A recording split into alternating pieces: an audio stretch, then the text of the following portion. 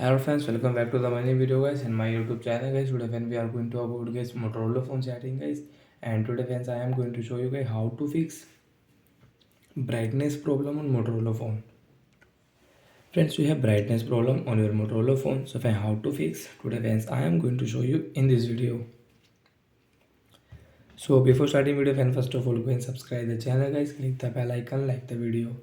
Friends, your phone brightness increase and decrease automatic on your Motorola phone. So how to fix today friends I am going to show you in this video. So friends, first of all open your phone setting to solve your brightness problem. After on phone setting friends, you can see this type of interface on your Motorola phone. Friends, click on display setting.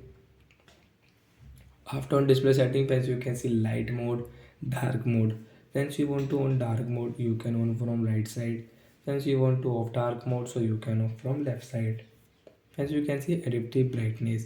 So friends, by mistake friends, you have on your adaptive brightness, you will have to only tap here guys, your brightness problem will solve on your Motorola phone. And guys, now you can increase and decrease guys your brightness. Your phone brightness will guys not increase and decrease automatic on your Motorola phone guys, your problem will solve.